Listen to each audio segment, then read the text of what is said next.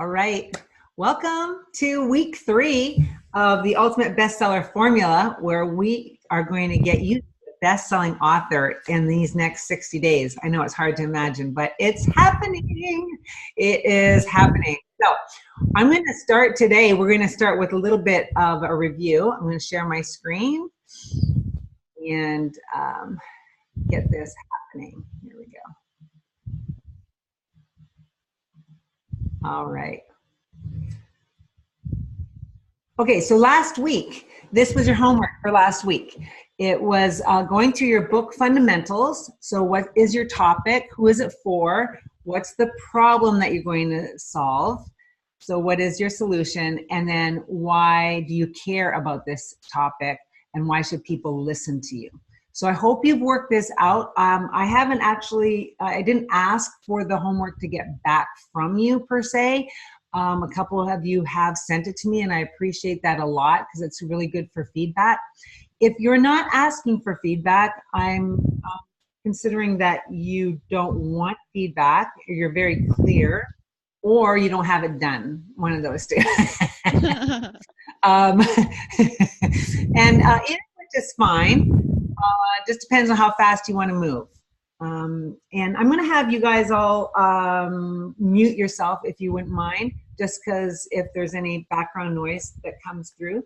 And then after this segment, I'm going to open up for questions, and then you can unmute yourself again. All right. So we talked originally about how fast you want to move, and if you want to get this, you actually can have a book in this next 60 days if you want to. You can drag this out for 6 years if you want to. I have no judgment about either of those. But if you want feedback from this group and from me, then you know, you need to book appointments with me.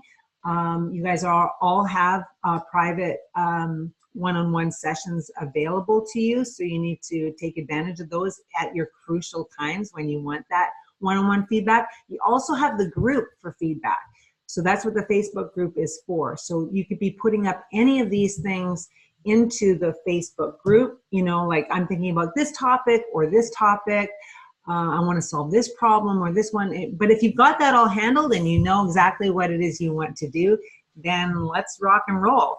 The next thing that I wanted you to do was to select what kind of book type you wanted to do. And again, that depends on how much time you have and how much you have to invest in your book writing process, because you can choose something that's easy. Did you know that? Did you know that it's okay to choose something that's easy or easier? None of it's going to be super easy, not going to lie. But that it's okay to choose something that is not going to like stress you out and shorten your life. It's okay. You can choose the thing that's going to be the best for you at this time of your life. So feel free to choose that, but you should have done that this last week. And then writing out several titles and subtitles so you can get feedback. So some of you were able to do that, some of you are not. We will review that a little bit more together. But first, we're going to start getting into some more content. And this is step 3 of the formula, which is building the framework. Okay, so I need you to remember that knowledge is not what helps people, that you help people. So sometimes we get really stuck on our process or or the things that we're saying. You know, we're solving a problem, but it's not that knowledge that's going to help people. It's you behind your solutions that's actually what's going to solve these problems. Your book components include front matter, body matter, and end matter. And we're going to go through each one of these right now. Front matter. Your front matter includes these components. Now, don't worry, you don't have to know all of this stuff and remember it all right now, but just know where we're going, okay? So I'm putting this out as these are all things that we're going to be working on in the future, not in this moment, okay? Just so you know, the first thing we need to do before we do any of these other things, well, besides the title, but all these other things are things we do after we've worked on your actual book and the book matter, okay? But this front matter is, some of these things are even optional, okay? Now, a title and an author page, this is all part of front matter. Your copyright and who your publisher is, we'll talk more about that later. If you want a dedication page, that's completely optional. That's who you're dedicating the book to. Acknowledgements, this is who you're acknowledging as maybe contributing to the book in any way. This can be personal, this can be professional. And I've got it listed here under front matter, but actually I like to put this in the end matter, like at the end. And again, when we go to structure your book and we do the actual layout, I'll explain some of the pros and cons for that. But acknowledgements, it's a nice place to say thank you to people. Another way that I like to use acknowledgements is we're going to be talking about how we're going to launch your book and creating a launch team.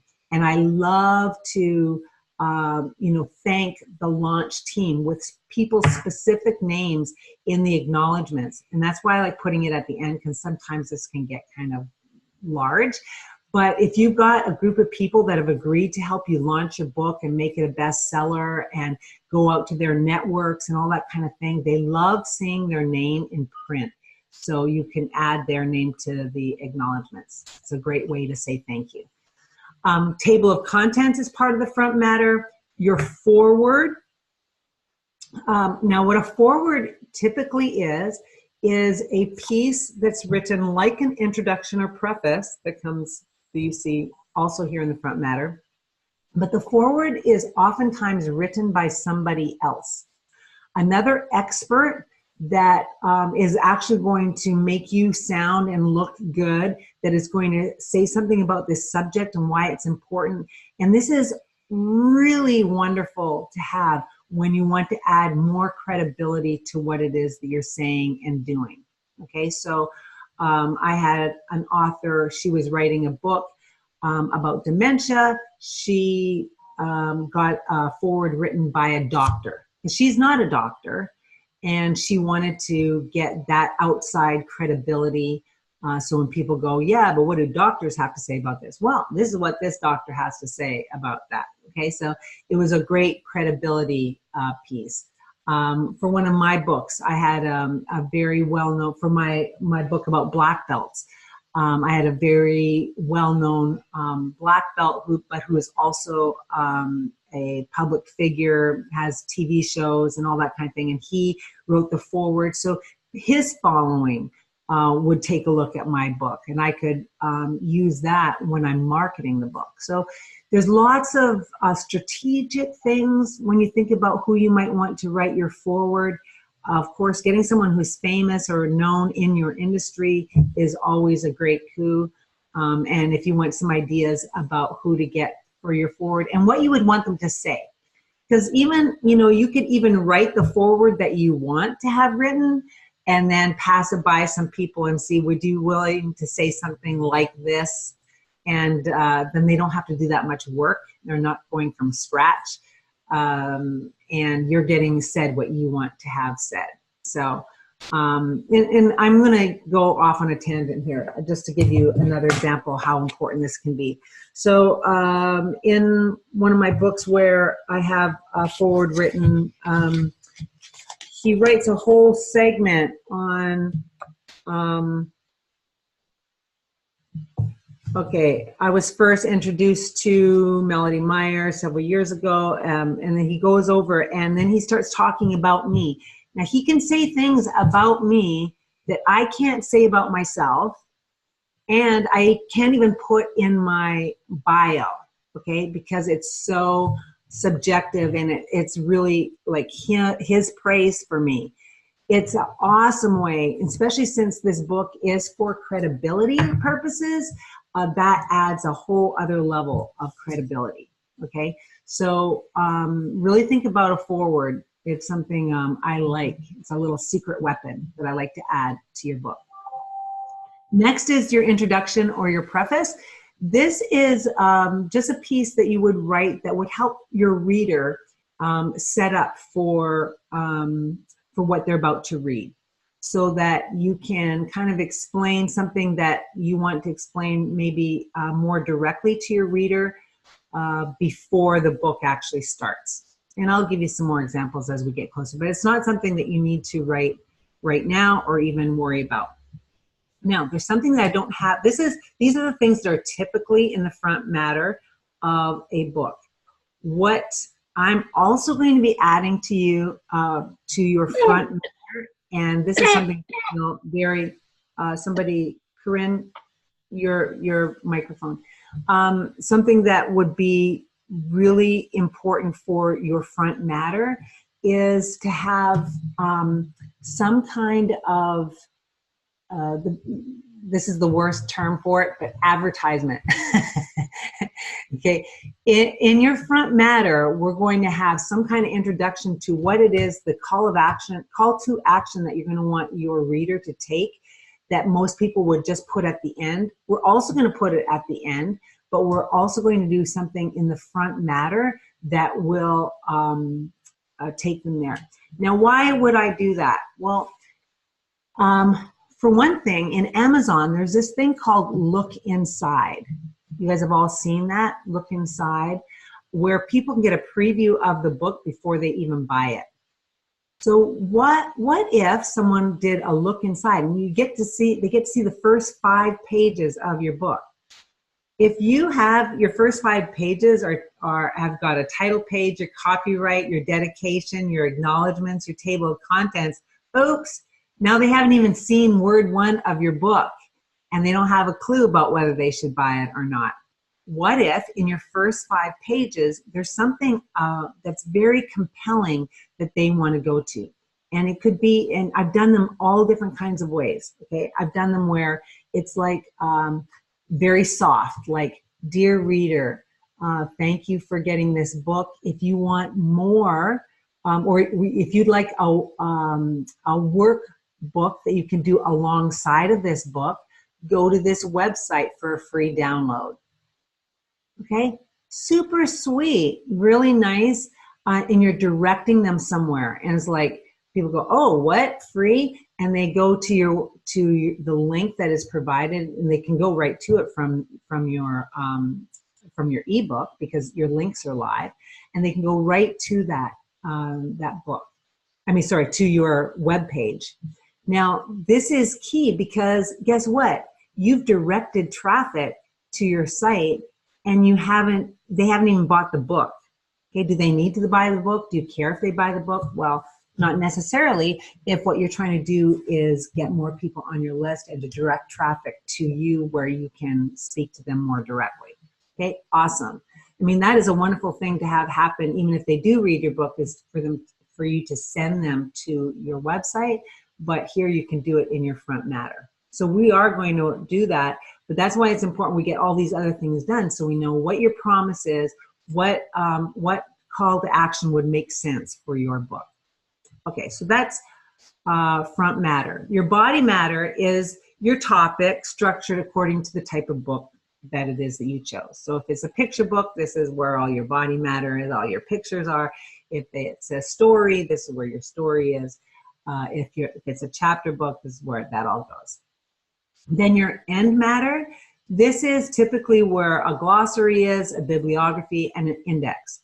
All 3 of which you do not have to have, depending on what type of book that you have.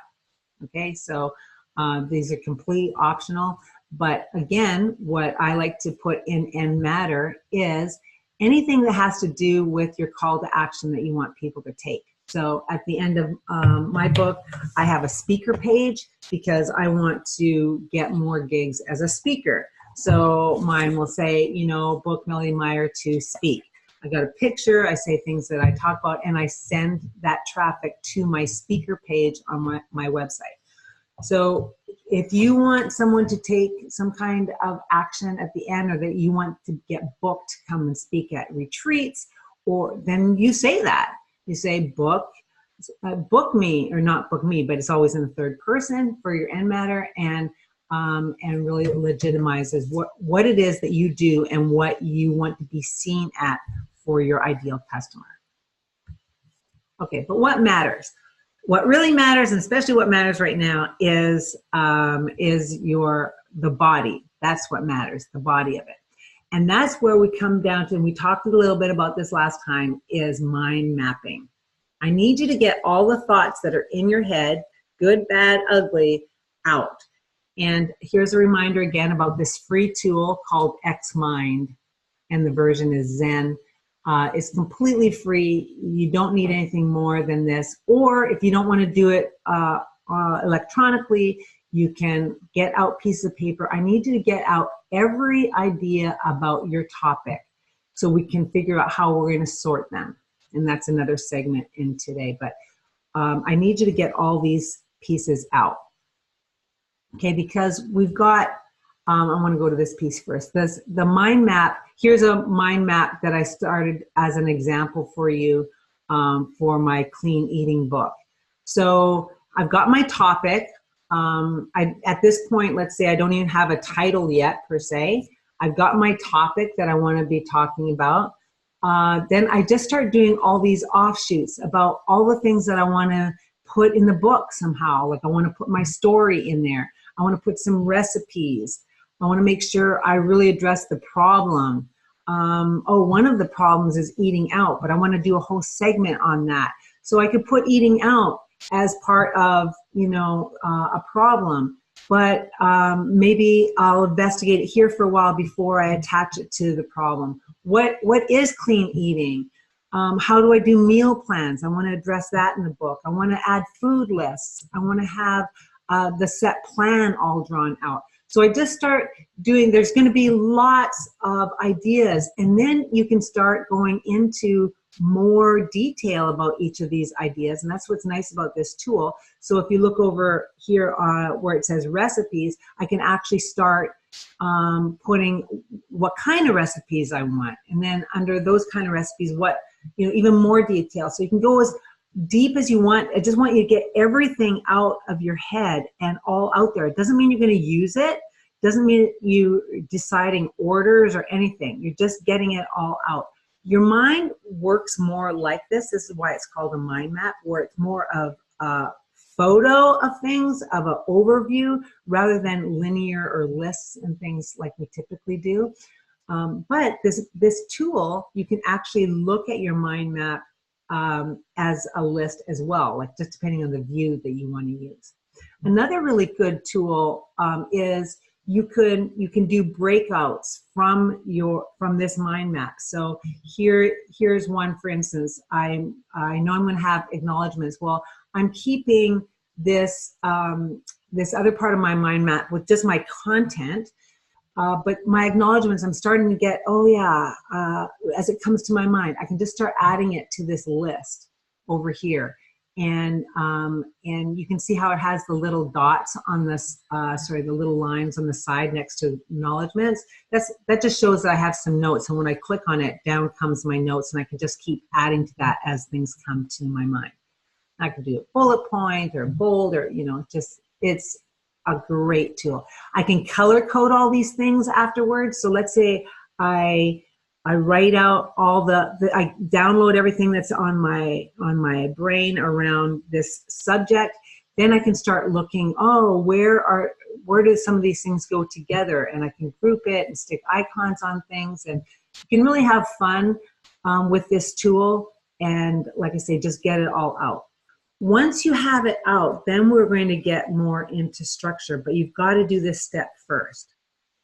A lot of times we get stuck, and I watch authors do this all the time. It's like they start a book at the beginning, or what they think is the beginning, and then they're trying to go, okay, but where do I go next? And then how do I, And it's kind of like looking at a map, not knowing where you're going, but looking where you are on your map and going, okay, how do I get to the end of the block? Well, great, you can go to the end of the block this way, but you could always go that way too. So no wonder you get stuck, because your mind just starts freezing about which way should I go and how does this all work together. Just get it all out first. We'll solve that later. Okay, that's another step, which we're going to go over. I'm going to, fill fill you up today with lots of information. But I need you to do this step first. All right? Now, do you have any questions about mind mapping? I'm going to go back to that one. Any questions about mind mapping and what the to-do is from this segment of our talk? You can unmute yourself and let me know. Anyone? No questions. You're good? Well, this is Marilyn. So I think, by the way, I need the link to set up a call with you. Okay. But I think that the way I'm going to deal with not knowing exactly what I'm going to write about, and having 1,500 pages of transcripts from interviews and everything else that I've got, right? That it would make sense to do an anthology and like questions, like how do I get my man to listen, or how do I get my partner to listen? And then when I start to go through the different interviews, I'm going to put my thing on. I was eating before. Sorry. When I go through the interviews and I make notes, I could put it in here and maybe tag different topics. Like I could use it in how to listen, and I could use it in, some other topic that I might want to talk about because I don't know. Right. Well, if you haven't selected your topic yet, you can use the mind map just for that, right? Like, it's like, so all of these little bubbles that are coming off of here is like, each of them is a different topic, and then for each topic, start branching out from there and just see where the energy is flowing, like what it is that's really being, what's really attractive to you. So, hit each one of those topics and just see how many topics you have exactly. Then you might see, I want to put them all in one piece, or, oh, wow, I have 8 topics and they're 8 different books because I have so much on each one. But when you get it all out, it's much easier to look and visualize. Well, how do if I'm just going to be like having all these different, it's all going to be around relationship and probably communication, because that's my intro course. Okay. But maybe not all of them. Maybe that will be, there'll be a hint of things for the future or some personal, and also personal development. Like if I say, how do you get your man to listen? Well, you have to listen. Right. So then there's, can I just say as a side note, I love that title, How to Get Your Man to Listen. I love it so much. Okay. Not the shut up, but not probably the shut up. No, you can't put the solution in there. No. Because that's what makes people want to read what it is. Like, how to get your man to listen. That's right. He needs to listen. Yeah. Some of that. Like, how do I make him listen?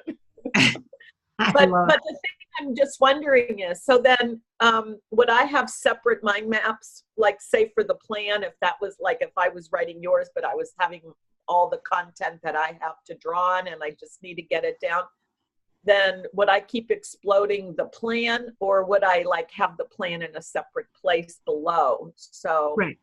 Okay, those are all really good questions. So there's no wrong way to do and use a mind map.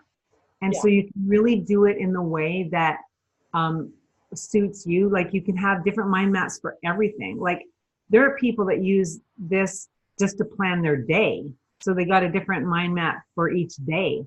You can use it for a subject, for a topic. If one of my things is I got to plan a birthday party, is like I can do a whole mind map just on birthday party and just like all the things that I need to coordinate to make this party happen.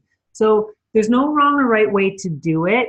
Play with it. If you really don't know your subject, but I think you do, I think you could get totally sidetracked by looking at a bunch of different subjects or using a mind map to organize all the stuff that you have.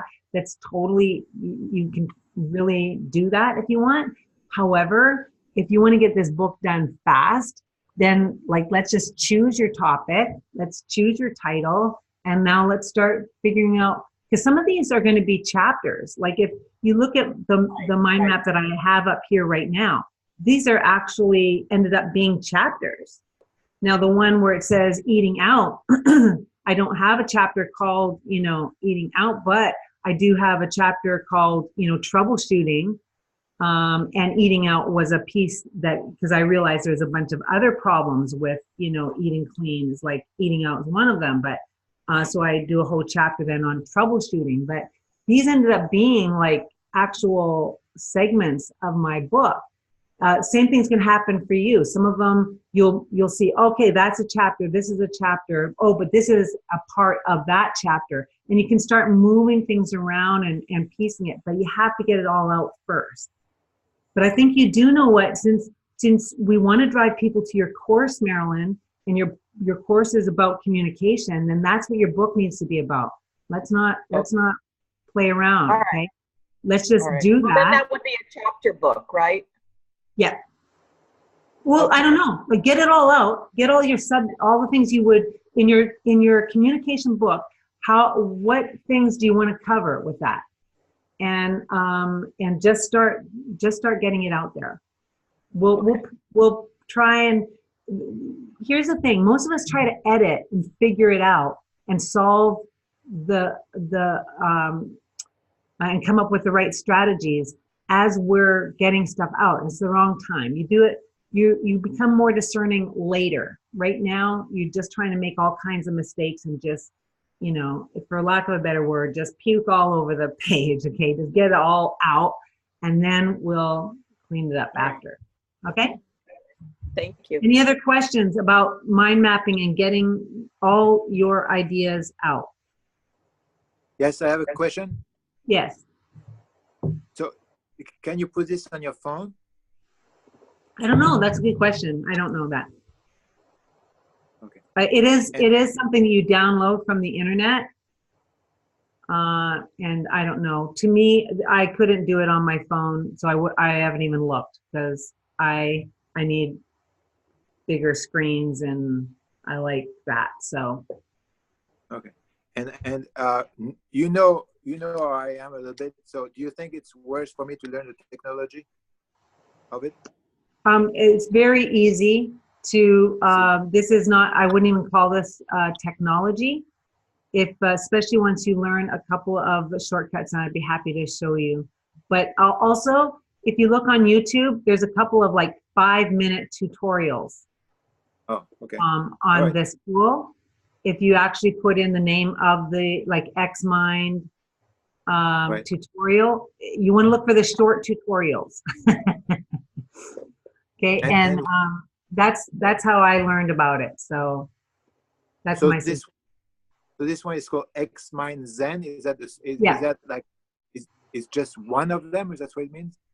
Well, XMind has 2 versions. Okay. And then they also have and Zen is just going to be the easiest one. Okay. All right. And then even within Zen, they have a paid version and a free version. You only need the free version. Okay. Thank you. Okay, you're welcome. So it's worth a half an hour to invest in learning a little bit about it. Yes, ma'am?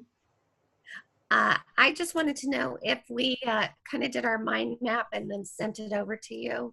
Oh, love to see it. Help us to kind of, hone it down, because again, I have too many things. Well, when we do an appointment, one of the things we can do is we can actually do a screen share just like this and look at it and work with it live. I mean, you can make a JPEG out of it, or or a PDF out of it rather, and send it, which is great. But if you want to work with it too, we can do it in a session. Okay, sounds great. Okay. Hey, Melody. Yes. I just went on the website, and there is a mobile tab in the menu. I didn't click on it right now, and I agree with you. That's why I was asking my questions, because if it's all going to be on one mind map, it's going to be really wide, and it's going to be massive. Hopefully, it'll be really massive. But then you can take pieces of it and then create its own mind map. Right. I could do a whole mind map, like looking at mine here. I could do a whole mind map just of recipes. Right? Yeah. Okay. Good. Any other questions? We're going to move on. I'm going to stop this so that I can do a different recording. Hang on. Where's my cursor? There we go. Stop.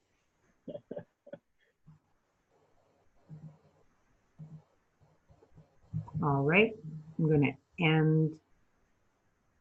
I'm going to